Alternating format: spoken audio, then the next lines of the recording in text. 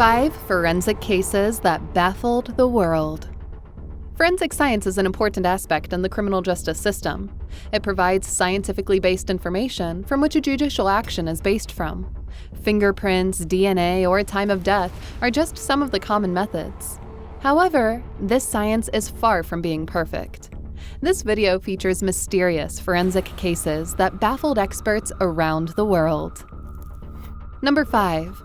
The sudden death of Angelina and Deborah Logue. You know why they always say that truth is stranger than fiction? It's because you have to put some sense behind a fiction. Reality, on the other hand, can be chaotic, and sometimes there's no possible explanation to it. Take, for example, the so-called spontaneous deaths of the Logue sisters. One summer afternoon of 1974, Angelina and Deborah Logue, ages 7 and 4, respectively, were at their aunt's swimming pool in Long Island, New York. Out of the blue, the two young girls complained of feeling very ill.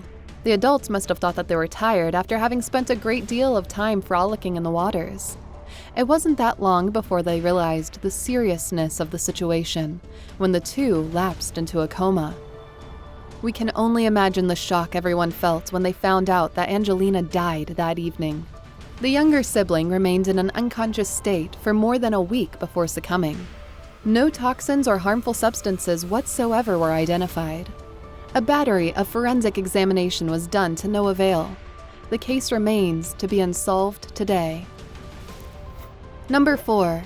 How John Schneeberger fooled DNA tests. As it is said, forensic science is far from being exact.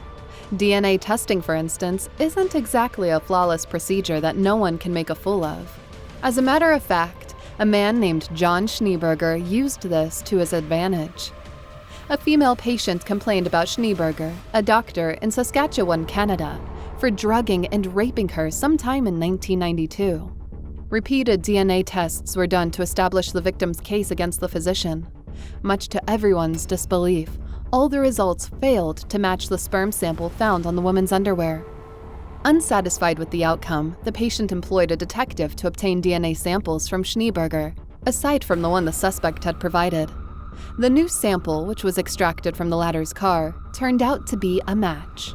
Police investigators proceeded to conduct more extensive tests on Schneeberger, the results of which convinced the court to convict the man committing the aforementioned crime. During trial, Schneeberger revealed how he cheated the initial DNA tests. According to records, he implanted a vial of another person's blood into his bicep. He then tricked the nurse to draw blood from that vial. Number 3. Exonerated by a dog's hair.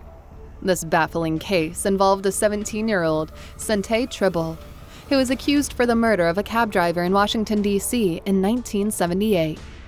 FBI forensic experts were able to recover a strand of hair at the crime scene, which matched to Tribble's hair. The jury was quick to give a guilty verdict based on that evidence alone. More than 3 decades after, a review of the evidence was made, and it brought forth some shocking development on the already settled case. It turned out that the hair didn't belong to Tribble. Even more interesting is the fact that it wasn't even human. Tribble, who was imprisoned for 23 years for a crime he did not commit in the first place, was exonerated. Moreover, the judge who oversaw the retrial ordered the district government to pay $13.2 million for the wrongful conviction.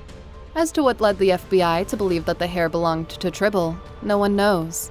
But it's clear they made a mistake there. A big one, and a life-changing one at that. Number 2. The doctor who got away with multiple murders. This peculiar case seems to show that even tight forensic evidence can still be insufficient to convince a jury. The person in question was Mario Jasklevich, a surgeon who happened to be around when patients died following routine surgeries.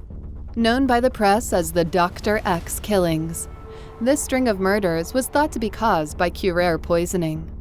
During initial investigation, authorities discovered 18 vials of the deadly substance inside a locker assigned to Dr. Jasklevich. As hard as the evidence was, the court couldn't exactly nail down the accused for the murders because of this one reason. According to the doctor, he was using the curare for his experiments on dogs. In 1978, 2 years after his indictment, Dr. Jushklevich was acquitted from all charges. The deaths of 9 patients remain unsolved to this day. Number 1. The poison that killed Kim Jongnam. Kim Jongnam was no ordinary North Korean man, as he happened to be the bastard son of the late North Korean dictator, Kim Jong-il. Kim Jongnam was considered their apparent heir to the Hermit Kingdom. His strong advocacy for reform in North Korea, plus his distaste towards his family's regime, fell Nam out of favor from the family. He was exiled from the country in 2003.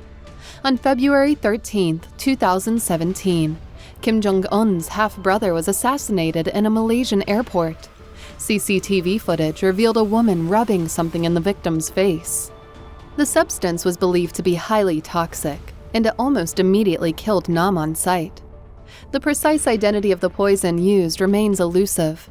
An autopsy was performed, but for some strange reasons, the results have been withheld. 2 suspects were charged with the murder, but their involvement turned out to be inconclusive. The 2 were later released. Thanks for watching, and don't forget to hit that like button and subscribe to our channel for more videos like this.